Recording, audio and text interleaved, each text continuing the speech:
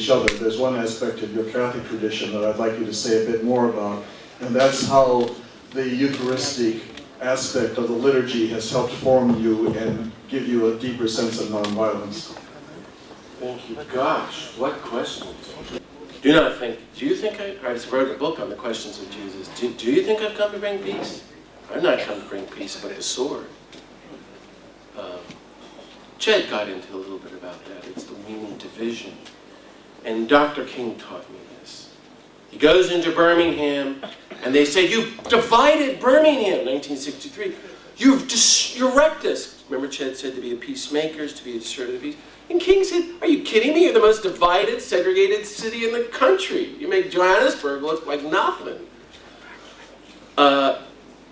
I just came in speaking the truth. He said, "I'm unveiling the latent violence that you're all pretending is not there." He said, "I'm a doctor, and you have a boil on the body politic of racism and segregation. The only way to heal the boil is to slice it, and there's going to be pus." I'm just quoting Dr. King. "And it's going to be ugly and messy, and the healing begins." And I'm going, "Is there any other teaching there, Dr. King?" And then I was in this church in New Mexico, in one of my parishes, and they all worked, were with retired military families, and I was saying very bland things about love and peace around 2002. The whole church rose up and had me removed because preaching against the impending Iraq war. And then I understood the verse, not from the scriptures today, but my personal experience.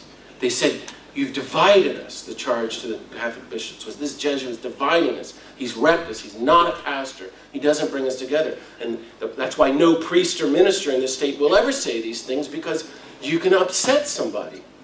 And then I understood. I got it. Only after living it. It's a lament. Of course I've come to bring peace. When I was born, the angels couldn't contain themselves. They started to sing, "Peace on earth. My peace I give you. Peace I leave with you. My greatest thing. I rise from the dead. Peace be with you. Peace be with you." It's all peace and love and not violence. But my mere presence, because I'm calling you out of empire, is divisive. So be it. Don't be afraid to undergo that.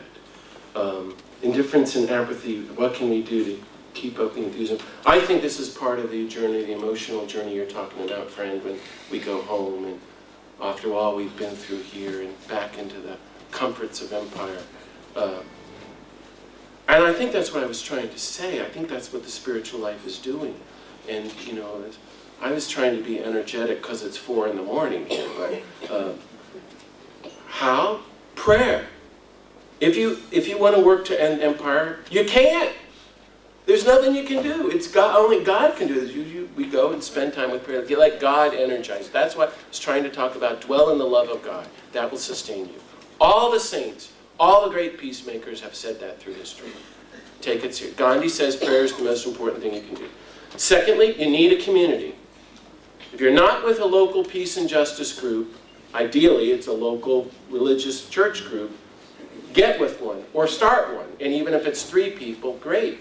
I could go on at length about that. You cannot do this work alone. And when you're having a bad day, somebody's having a good day. And when you're having a good day, you can help somebody having a bad day. When someone's terrified and you're less, that's how it works. We help each other and go forward.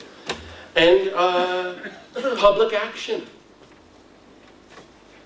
Public action. I heard Iyad Ornat say this on yesterday about Baleen. I feel more energized after the demonstrations on Friday at Baleen. I have that experience when we go to Los Alamos and these places. They give me hope. So friends and Jesus, things like that. The question of the Eucharist is so rich. We could talk about that forever, everyone who's Christians, because he says, what does he not say? Let's put it that way. If he were a good American, he would say, I only have a minute, so I might as well come right out and say it. Break your bodies for me. Shed your blood, their blood, for me. This is not our nonviolent God. My body broken for you. My blood shed for you. Do this. Powerful. You know, the Christian community gathering in Eucharist is where you get disarmed and reconciled. Dr. King's definition of the church. Daniel Berrigan heard him say this in 1964 in Selma. The church is the place you go from. Wait, Dr. King, you got it wrong. That's where we go to. No. After this experience of seeing the nonviolent Jesus, entering into his now, then we go forward. Things like that. Funny changes in the temple. Was he angry that day? And I'm sure there's a reflection on that. That's my question. Thank you. And I'm fascinated about what you've been speaking about. But I also have a question, because I ask myself how you can say what you say after the Second World War, where violent resistance brought down one of the most racist regimes or empires that the world has ever seen. And also, Norway did not have an army, or a very weak army, and for that reason were invaded by the Nazis. Our Jews were sent to Auschwitz, and we had to rely on other people's armies to be rescued. So, could you say something about that? Thank you. I'm also from Norway. My name is Sven. Last year I visited Srebrenica in Bosnia and Herzegovina. The place where Christian Serbs slaughtered 9,000 Muslims, and where NATO did not intervene, although they knew what was going to take place. And politicians within NATO used the rhetorics of non-violence in order not to intervene. So the empire used the rhetorics of non-violence. So how is the spirituality of non-violence going to look like after the experiences of Srebrenica? Thank you. Thank you, Sufyan. There's a... John, I work in Hebron, Yes. and all of us see so much suffering. How can we actually keep from experiencing so much anger? You said we come mostly grief and joy, not so much anger. How can we get to that point? Thank you. Brilliant question. Well, I just say a word or two on each, and I'd be happy to talk with all people later about this. I just encourage you to go and study those questions. They're incredible questions, and so much written about it now, and there's no easy answers. And please forgive me if you think I'm giving easy answers. I'm just trying to struggle with through this with you. My take is that Jesus is nonviolent, like Gandhi says. I'm a student of Gandhi and Dr. King. So Matthew, Mark, and Luke have that all in common, that he's on a campaign from Galilee into Jerusalem. He goes and does this nonviolent action. We heard a little bit about that from Richard. The nonviolent demonstration on the donkey. He goes in. Now, it's this incredible building. 150,000 people have made a pilgrimage there at Passover, full of thousands of cattle and sheep and so forth and so on. And in Mark, well, Ched can tell you all this, read it. It's the one sentence says, and he entered the temple, and he looked around, and he left.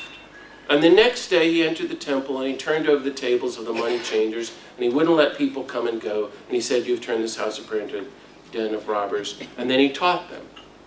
But what does that mean, you go in, look around, and leave? He's casing the joint.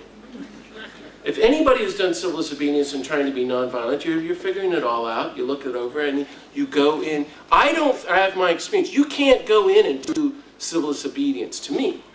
Trying to be nonviolent, as Gandhi's teaching to understand you. Going and yelling and screaming. You're just going to be shot and killed, and that's not going to help anybody. He's doing a symbolic thing. First time I was arrested, I sat in the doorways at the Pentagon. By myself, actually. It's a long, sad story. But thousands of people were stopped from coming into the Pentagon. And I was surrounded by dozens of police. And it lasted about 5 minutes.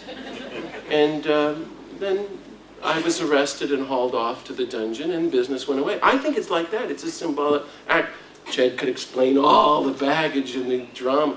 It's John, 50 years later, who moves the whole story around and begins this gospel with, he went into the temple and did this, and there's that one word in the Greek, as I understand it. He took a whip of cords and drove them out, beginning with the cattle. Well, as I understand, it's the only time that word is used in the Bible.